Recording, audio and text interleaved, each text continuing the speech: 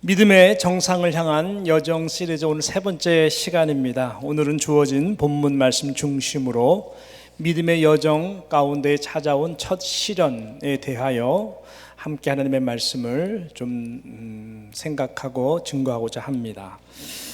약속의 땅에도 시련과 시험은 오는가, 존재하는가? 예수를 잘 믿는 하나님의 자녀들에게도 이러한 시험과 시련이 찾아오는가? 성경적인 그에 대한 답은 네, 찾아옵니다. 네, 시험과 시련은 늘 우리 삶 가운데에 함께 합니다 라고 하는 것이죠.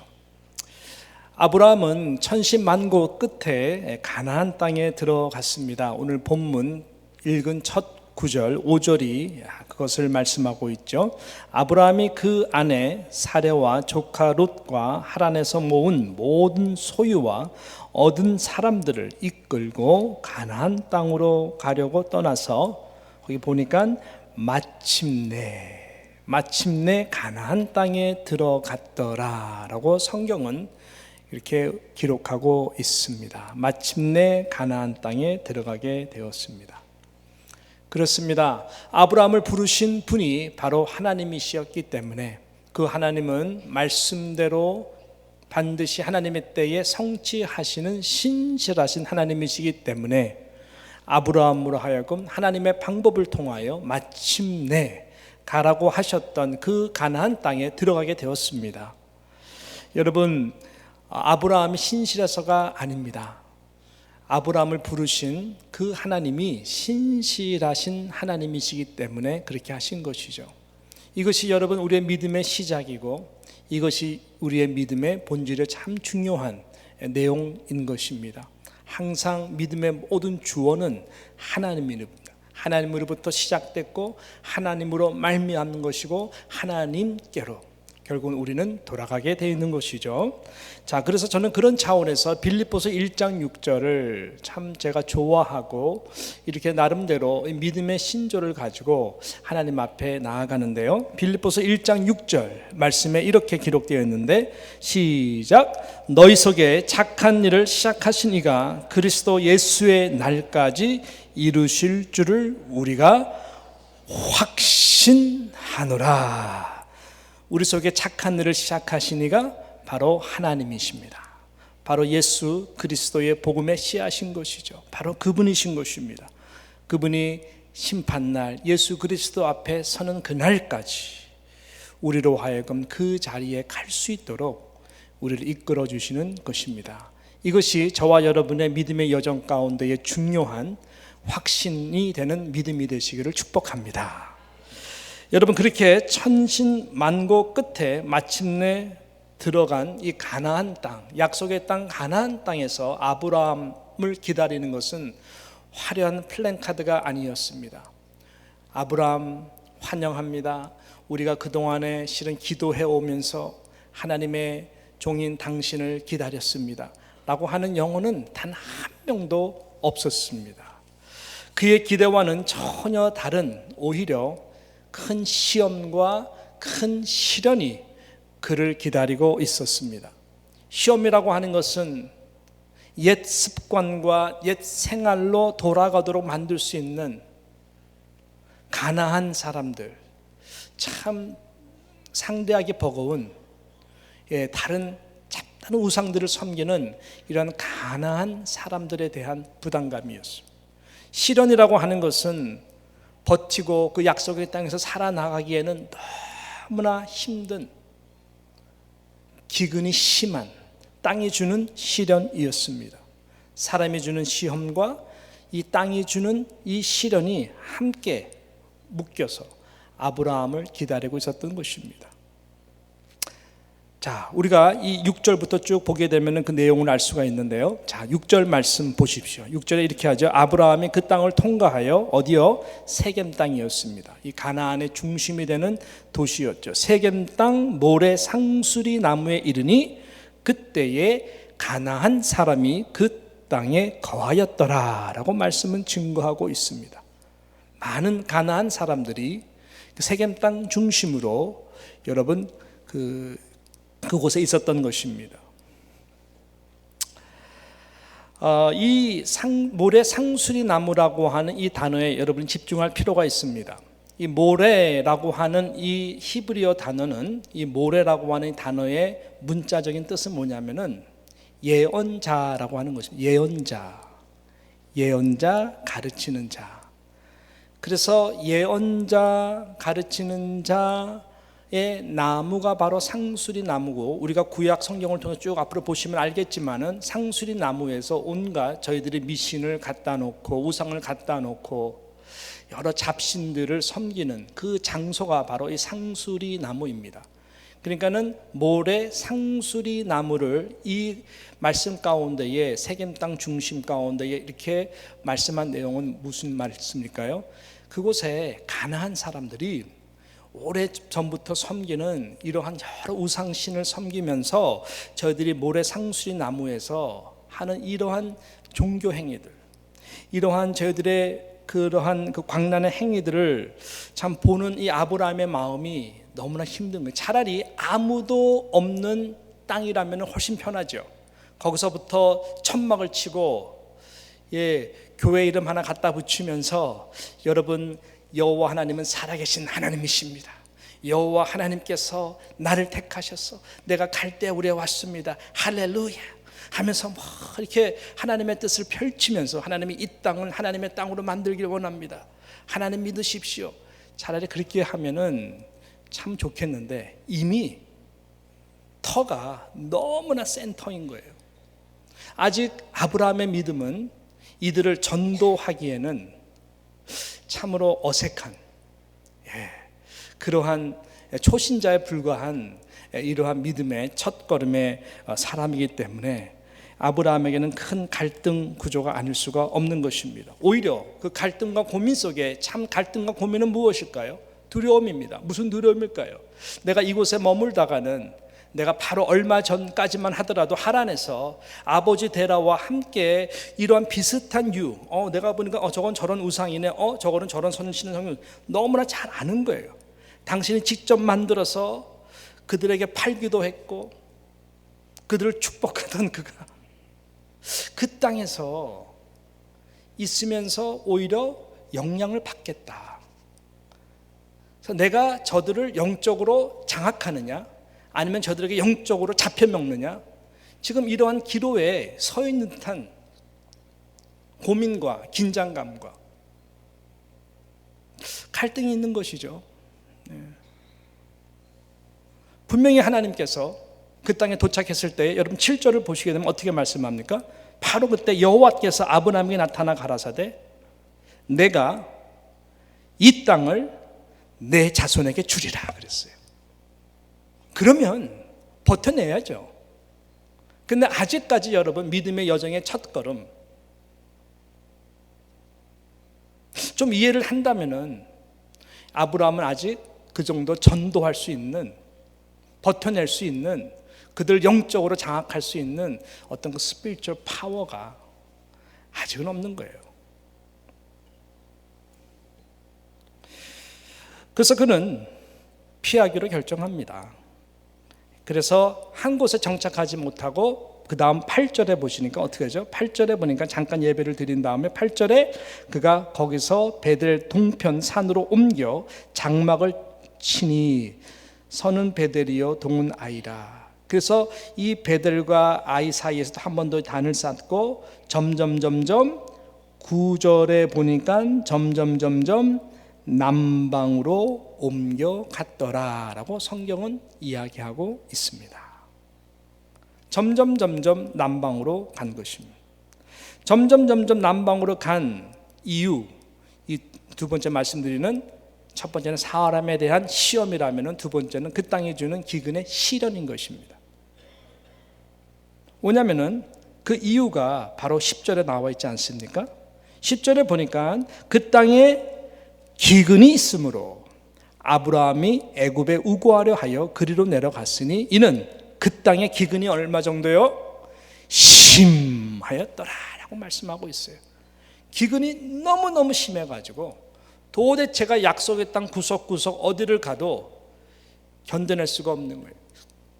모래 상수리 나무 세겜 땅에서부터 사람에 대해서 너무 힘들고 살기도 별로 안 좋고 그래가지고 점점 피해서 내려갔는데 어디 하나 약속의 땅 구석에 살만한 곳이 없는 거예요. 뭐 이해는 하죠. 뭐냐면은 한 가정의 가장으로서 가장 큰 책임이 무엇일까요? 특별히 일하는 많은 식솔객을 지금 거닐고 가는 아브라함에게 있어서 가장 마음의 부담감은 무엇을 먹을까? 이거 아니겠습니까? 어떻게 저희들 다 굶기지 않고 먹일까라고 하는 부분에서 이 가장으로서 갖는 이 어깨에 무거운 것 우리 너무나 이해를 잘합니다. 그래서 점점 남방 가는 것까지는 좋은데 10절에 보니까 도저히 하나님이 말씀하지도 않았고 가면은 안 되는 어디를 가게 돼요? 애굽으로 설정하고 애굽으로 가게 된다고 하는 것입니다. 풍부해 보이는, 먹을 것이 있어 보이는 그 애굽 땅으로 이제 아브라함은 가게 됩니다. 자, 사랑하는 성도 여러분, 때론 우리는 이런 하나님을 이해하기가 참 힘듭니다. 여러분 이해가 되세요? 우리의 믿음의 여정 가운데에 우리 신앙생활이 구체적으로 실질적으로 힘든 부분이 있다면은 이런 부분이 아닐까 생각을 하는 것이죠. 도저히 이런 하나님이 이해가 되질 않습니다. 예수 믿기로 결정하고 예수님을 마음에 모시고 이제 예수를 믿게 됐어요. 하나님의 자녀들 반드시 복 주신다고 하는 좋으신 하나님 신뢰하고 그분을 따르기로 결단하고 신앙생활을 참 잘하려고 노력을 하는데 왜 내게 이런 시험과 왜 내게 이런 감당하기가 너무너무 힘든 시련을 주시는가? 왜 시련이 이런 시험이 나에게 오는가? 왜 나에게 이런 고난이 있는가? 라고 하는 그것이 이해가 안 되는 것이죠.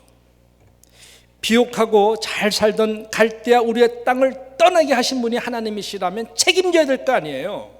약속의 땅을 가라 하신 분이 전능하신 하나님이시고 신실하시고 나를 사랑하시는 하나님이시라면 그 약속의 땅은 먹을 거라도 있어야 될 거 아니겠어요? 왜 약속의 땅에 이렇게 내가 감당할 수가 없는 애굽으로 내려갈 수밖에 없는 이러한 시험과 시련이 나의 삶 가운데 있는 것일까? 믿음의 여정으로 순종했는데 왜 나에게 이러한 어려움이 있는 것인가?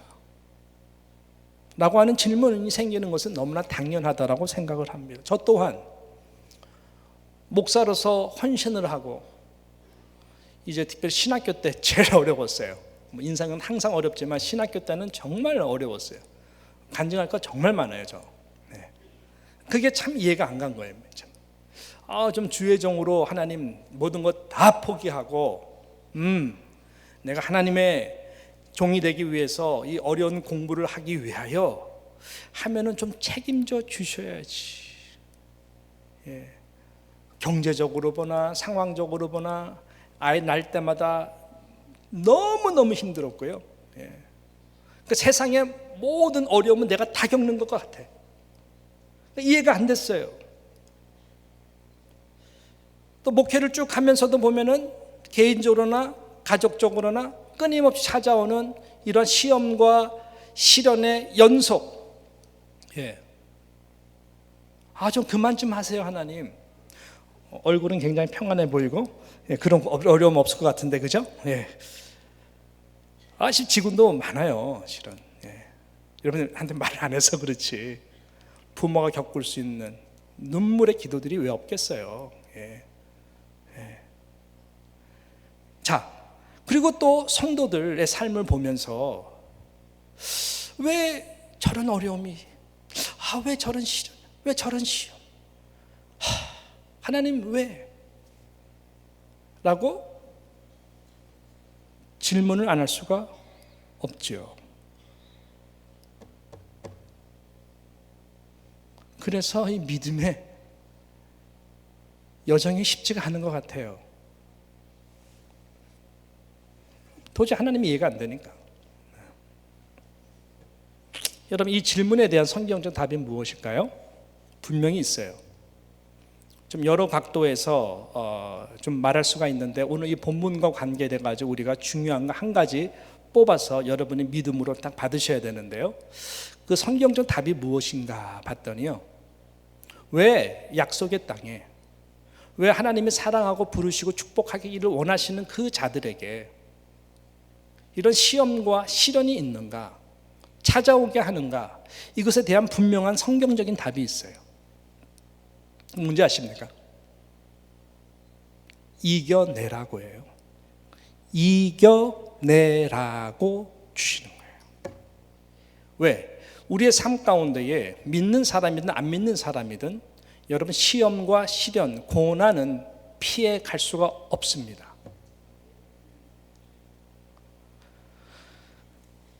하나님이 우리에게 그래서 믿음을 주시는 것이고, 그 믿음 가운데는 하나님은 끝까지 신뢰해서 그 믿음이 점점 강하여지고 담대하여져서 믿음에서 믿음으로 이루고, 믿음에서 믿음으로 이뤄서 믿음에서 믿음으로 이루면서 믿음의 역사를 통하여 승리하라고, 이겨내라고 하나님이 이 고난을 우리에게 주신 것입니다. 여러분, 가나안 땅은 물론 하나님이 가라고 내가 내 자손에게 이 땅을 주리라 약속한 땅이지만은, 여러분, 저절로 자동적으로 아브라함이 땅이 될 수 있는 땅은 아닙니다. 그 땅을 약속으로 주셨지만 중요한 것은 기업자로, 믿음의 조상으로 하나님이 만들기 위해서 오가는 세대 가운데에 아브라함의 믿음의 사람으로 모리아 정상의 독생자 아들 이삭을 바칠 정도의 믿음의 담대한 사람이 되도록 만들기 위하여 하나님이 시험과 시련을 가장 기초적인 이 부분서부터 시작해가지고 주시는 거예요. 이겨내라고. 이겨낼 때마다 계급장과 같이 대나무 매듭과 같이 하나님이 키워간다는 거예요. 기업자이기 때문에 그래요. 최고의 축복을 주시기 때문에. 그래서 하나님이 우리에게 주실 소명과 사명 가운데 복이 크면 클수록 우리에게는 뭐가 더 많이 찾아오고 더 클까요? 시험과 시련이 더 큰 것입니다. 그것 또한 이겨내라고. 정확하게 말한다면 이미 승리한 그것을 승리하라고. 예수님이 그러셨잖아요. 너희가 세상에서 환난을 당하나, 사랑하는 제자들에게 말하는 거예요. 환난 피해갈 수 없습니다. 실제 제자들도 많은 환난 가운데 믿음의 사람들이 되었고, 나중에는 너무나 여유 있게 십자가에서 거꾸로 베드로가 매달려 죽을 정도로 그런 귀한 믿음의 사람이 된 것이죠. 생명 아깝지 않은 것이죠. 맨 처음에는 겁을 벌벌 떨면서 계집종에게 예수님을 저주하고 부인하던 베드로가 여유 있게, 나는 주님과 똑같이 십자가에 못 박혀 죽을 수가 없습니다. 나는 거꾸로 매달려 죽게 했어요. 베드로는 정말로 거꾸로 십자가에 매달려 죽었어요. 거의 모든 제자들이 다 그렇게 순교를 했어요. 믿음이거든요. 그렇기 때문에 예수님을 포함해서 너희가 세상에서 환난을 당하나 담대하라, 내가 세상을 이기었노라. 할렐루야. 그래서 하나님이 우리에게 이 시험과 시련을 통해서 피해갈 수 없는 그 부분들을 통해서 우리로 하여금 승리하도록, 이겨내도록, 그래서 이겨냄으로 점점 믿음의 사람으로 만들어가기 위해 연단하시는 것이라고 하는 것입니다.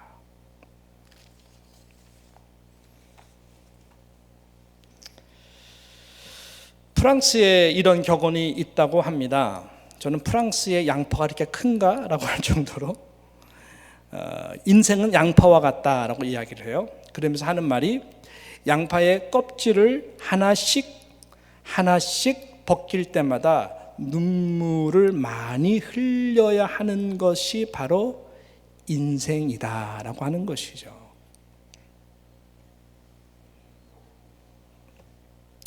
그 어떤 시험과 시련들 쉽지는 않습니다. 세상의 유혹들, 의식주가 주는 어려움들, 자녀가 주는 어려움, 기가 막힌 기도 제목들, 건강에 대한 이슈, 관계에 대한 것, 생명의 문제들, 우리의 직업과 안정과 여러 가지 노후, 대책, 여러 가지 등등등등, 또 어떠한 꿈과 어떠한 비전과 어떠한 소명을 이루어가는, 또 마음의 깊은 상처 가운데 있는 낙심, 여러 가지 이런 시련과 시험들, 하나님이 이런 것을 우리에게 주신 것은 뭔가, 이걸 통해서 이보다 더 크신, 이보다 더 크신 그 하나님을 경험하도록 하기 위하여 이러한 시련과 시험을 주시는 것입니다. 그런 하나님을 아브라함이 만난 것이고, 그런 하나님이 아브라함을 지금 한 걸음 한 걸음 믿음의 영적 거장이 되도록 만들어 가시는 거예요. 성경은 그것을 함축해서 지금 기록하고 우리들에게 말씀하고 있는 것입니다. 자, 첫 번째 시험이 뭐라 그랬죠? 사람이었다고 그랬어요. 사람을 두려워했어요. 그래서 피했어요. 원래 세겜 땅 그 모래 상수의 나무에 그가 거했어야 됐습니다. 그들을 실은 하나님의 사람으로 만들도록 전도했어요. 근데 아직까지 그에게는 그런 믿음이 없었어요. 세상 속에서 사는 그리스도인들은 지금 세상과 타협해서는 안 됩니다. 그렇다고 세상으로부터 우리가 분리돼서도 안 됩니다. 세상 속의 그리스도인이기 때문에 하나님이 원하시는 것은 무엇일까요? 세상 속에서 빛과 소금과 같은 존재로 세상을 변화시키는 자들로 만들어야 됩니다. 근데 이것이 쉽지가 않아요. 믿음이 우리가 약하면은 그것을 감당을 못해요. 자, 그걸 가르쳐 주는 것이죠. 근데 맨 처음에는 아브라함이 감당할 수 없으니까 점점 믿음이 약해서 이제는 현실적인 가운데 살아나기 위하여 애국까지 간 것이죠. 자, 그래서 이 사람 문제, 이 기금 문제 보세요. 사람 문제 하나님 어떻게 다루십니까? 아브라함이 생각하는 것보다, 그 문제보다, 고민보다 더 큰 하나님을 경험하도록, 그래서 이 문제를 해결해 주십니다. 피해서 점점 애굽으로 갔죠. 애굽으로 갔더니 이게 참 우리의 그 하나님 나라 신앙의 원리인데, 여러분 십자가를 피하면은 더 큰 십자가가 생기는 거 아십니까? 여러분이 문제를 피해 가면요, 피해 갈수록 더 큰 문제가 여러분을 짓눌려요. 아브라함이 애굽으로 갔더니 더 큰 사람이 버티고 있어요. 애굽 왕 바로입니다. 애굽 왕 바로가 당신의 생명을 쉽게 앗아갈 수 있는 두려운 존재로 우뚝 손이 나타나게 됩니다. 하나님이 그 코너로 몰아가는 거예요. 그래서 아브라함이 거짓말을 하잖아요. 물론 원래 이복 누이지만 결혼한 부부잖아요. 아내가 너무 탁월하게 사례가 이쁘니까 이 사례를 뺏기 위해서 당신의 목숨까지 빼앗을 수 있는 그 권력과 힘을 가진 이 바로 앞에서 거짓말하기로 결정을 합니다. 아내와 타협합니다. 여보, 나 좀 살려줘. 나 죽으면 안 되잖아. 우리 아무튼 따로 잘 살자. 그러면서 이게 믿음의 사람이 할 짓입니까? 치사 빤스 너무 찬란하죠. 진짜. 근데 아브라함의 수준이 이거밖에 안 돼요 지금. 불쌍해요. 할 수 없어요. 살아남기 위해서 벌벌벌 떨면서 거짓말 하라 그래요. 근데 거짓말을 해요 또. 그러니까 보세요. 이 세겜 땅 있는 그 사람들이 피 싫어가지고 무서워서 피했더니 하나님이 더 큰 이 존재를 딱 맞닥뜨리게 해가지고 정말로 오금저리게 하잖아요. 하나님이 하시는 거예요. 아브라함을 훈련시키기 위해서. 하나님 어떻게 합니까? 하나님은 아브라함을 사랑하잖아요. 그래서 바로 가운데 나타나가지고 건들지 못하게 하고, 바로가 혼쭐 나서 그 다음날 봤더니 바로가 쩔쩔매면서 아브라함이 왜 내게 거짓말을 했느냐, 왜 내게 거짓말해서 내 생명이 죽을 수 있도록 했느냐라고 말하면서, 아내 건들지도 않았으니까 다시 가져가라고, 왜 거짓말을 했냐고 하면서 아내를 그대로 돌려보냅니다. 그때 아브라함은 충격받았을 거예요. 이야, 나를 부르신 하나님이 이런 하나님이시구나. 야, 나를 부르신 하나님이 이 세상에서 가장 내가 두려워할 수 있고 파워가 있는 애굽 땅의 바로 왕보다 더 파워풀한 이러한 하나님이 바로 나의 하나님 아버지가 되시는구나. 그는 처음으로 하나님이 내가 고민하고 있는 그 어떤 문제보다, 생명의 문제보다도 더 크신 신실하시고 위대하신 하나님 아버지라는 것을 처음으로 그 믿음의 여정 가운데 깨닫게 됩니다. 그것뿐인가요? 기근 문제 있었다 그랬죠. 먹고 사는 거 걱정한다 그랬죠. 그래서 애굽으로 간 것이고 이렇게 복면을 당할 뻔한 거 아니겠습니까?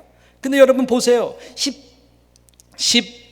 20장 20절 마지막 12장 20절과 13장에 보게 되면은 그 모든 소유를 다 바로가 명해서 하나도 건들지 않을 뿐만 아니라 2절에 보니까 아브라함에게 육축과 은금이 풍부하도록 해가지고 오히려 덤으로 몇 배를 더 붙여가지고 더 풍부하게 해서 다시 가나안 땅 맨 처음에 제사를 드렸던, 맨 처음에 단을 쌓았던 그곳으로 아브라함으로 하여금 컴백하게 합니다.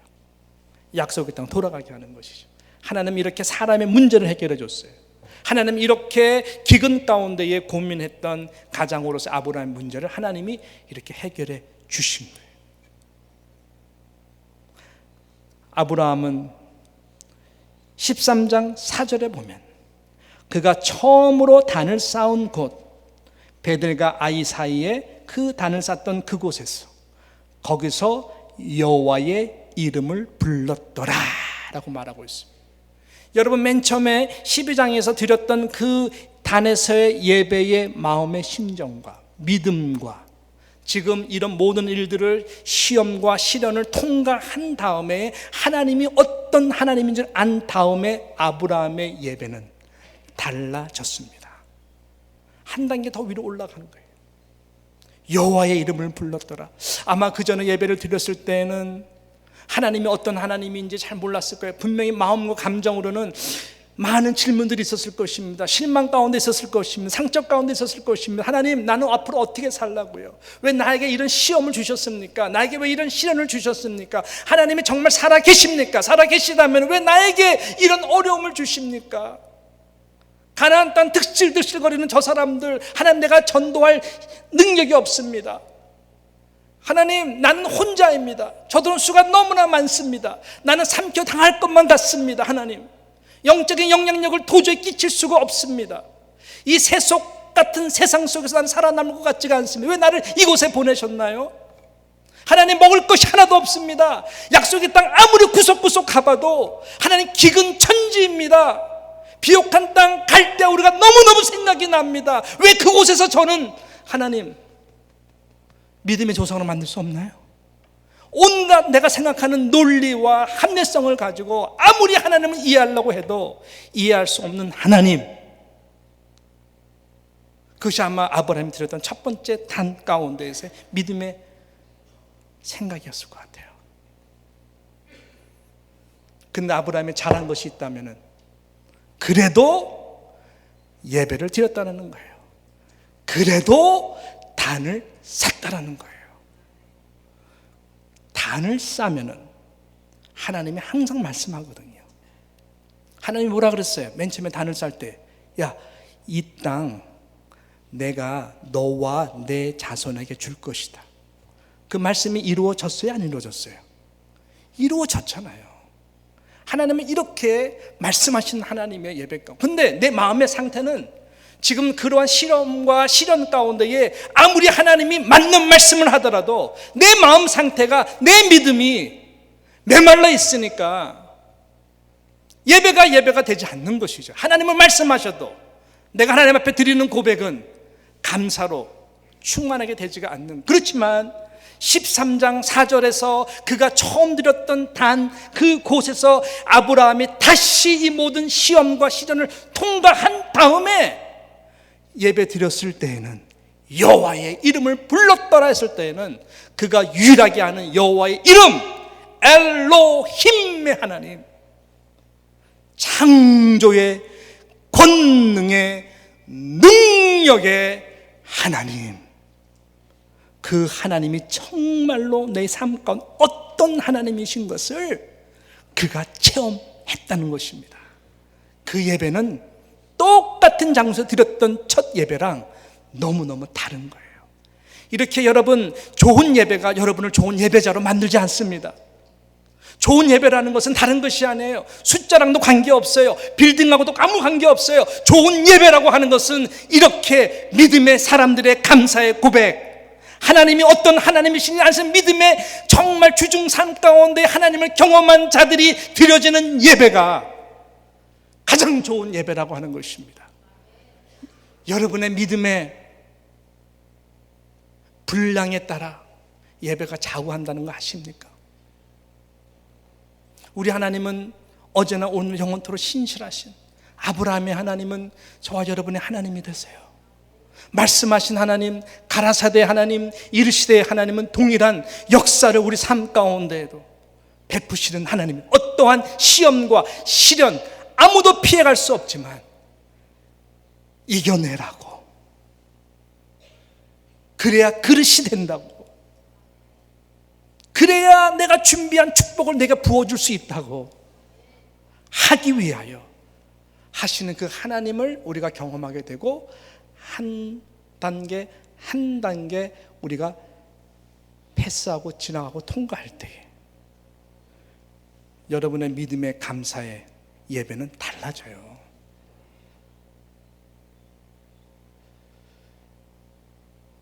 그래야 모리아 산에서 독생자 아들도 바칠 수 있는 거예요. 하루아침에 이루어지는 것이 아닙니다. 아브라함은 이 하나님을 체험하게 된 것입니다. 당신이 생각했던 시험과 최고의 위기라고 생각했던 이 바로 왕의 시험과 시련도 아무것도 아니라는 것을, 내가 하나님을 제대로 믿고 알고 섬기면 여호와의 이름, 하나님의 이름 엘로힘의 하나님 그 하나만 알더라도 무에서 유를 창조하시는, 나를 창조하신 그 위대한 하나님이 나에게 어떤 하나님을 알게 될 때에 세상 아무것도 아니라고 하는 것이죠. 다시 용기를 얻고 그는 가나안 땅으로 돌아가서 이제 버틸 수가 있는 것이죠. 여러분, 하나님은 이런 하나님이세요. 이런 하나님을 기대하지 않습니까? 네. 제가 그 옛날부터 자주 가면은 너무나 마음의 평안을 누리는 LA 한복판 실은 구석이죠. 그랜데일이라고 하는 곳에 제가 그 무덤가를 자주 가요.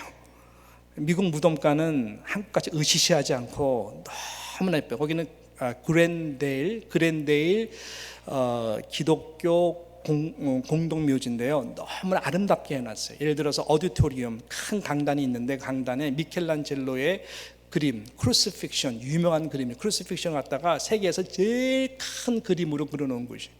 불 탁 꺼지면서 쿵쿵 설명까지 해요. 마지막에 예수님 십자가 못 박는 장면 보면은 쿵쿵 하면서 입체감 있게 그 미켈란젤로의 그림을 가지고 쫙 설명하는 곳도 있고요. 나가게 되면은 다윗의 그 유명한 큰 동상도 있고요. 여러 그림들이 있고, 그래서 그곳에 가면은 참 그 이렇게 많은 그 잠자는 영혼들 보면서 그 인생에 좀 이렇게 좀 무게를 느끼고, 그래서 제가 LA 가면은 그곳에 항상 가기를 되게 소망해요. 왠지 가면 마음이 평안하고 참 좋아요. 근데 거기서 제가 인상 깊게 보는 그림 중에 하나가 뭐냐면 모자이크 그림이에요. 그것도 미켈란젤로의 그 최후의 만찬 그림인데 굉장히 커요. 근데 이게 모자이크라는 것은 무엇입니까? 앞에서 가까이 보면은 이게 지금 어떤 그림인지 몰라요. 그죠? 모자이크가 그렇습니다. 근데 한 걸음 뒤로 갈수록 그 입체가 착착착착 맞아 돌아가가지고 나중에 한 15m 정도 딱 보면요, 이 가까이에서는 해석할 수 없었던 그 그림의 위치가 모든 것들이 쫙 영광스럽게 나타나면서 하나의 놀라운 예술의 작품으로 나오는 것이죠. 우리의 믿음의 여정의 걸음이 똑같습니다. 하나님은 큰 그림을 가지고 계세요. 우리는 굉장히 근시적인 생각으로 합리성을 가지고 신앙생활을 하려고 합니다. 하나님은 영원한 무한하신 하나님이에요. 우리는 너무나 좁고 유한, 오늘 당장 내일 때문에 예배 다 망쳐버려요. 근데 하나님은 예배 가운데 유한하시고 무한하시고 영원하신 사랑으로 우리에게 말씀하세요. 그러니까 이게 안 맞는 거예요. 그래서 하나님의 말씀이 너무나 커 보여도 우리가 믿고 믿습니다, 순종하고 순종하겠습니다, 한 걸음 한 걸음 하나님의 손을 붙들고 말씀 붙들고 나아가면, 그때는 그 어려운 시험과 시련이 어떤 의미인지 몰랐는데 그것을 통과하고 한 걸음 뒤에서 딱 보고 지난 1년을 돌아보면, 돌아가지고 지난 5년을 돌아보면, 돌아서 지난 10년을 돌아보면, 하나님이 이래서, 하나님이 이래서, 하나님이 이래서, 그 하나님의 넓은 나를 향한 원대한 그림들을 볼 수 있도록 역사하신다고 하는 것입니다. 이것이 믿음의 여정에 너무나 중요한 부분. 하나님은 여러분과 여러분의 자녀 손손에 대한 여러분의 생각보다 하나님의 생각은 훨씬 더 원대하고 크고 놀랍습니다. 크면 클수록 시험과 시련 큽니다. 이것은 이겨내라고. 이미 이겨내신 예수님과 함께 나를 신뢰하고 하나씩 이겨내면 우리의 불성실함보다 하나님의 신실하심이 훨씬 더 크고 놀라워서 우리 나중에 모자의 그림과 같이 하나님의 원대한 계획 속 축복들을 여러분이 누릴 수가 있는 것이죠. 여러분, 이 은혜가 여러분의 믿음 가운데 선포되고 나타나기를 주님의 이름으로 축복합니다. 기도하겠습니다.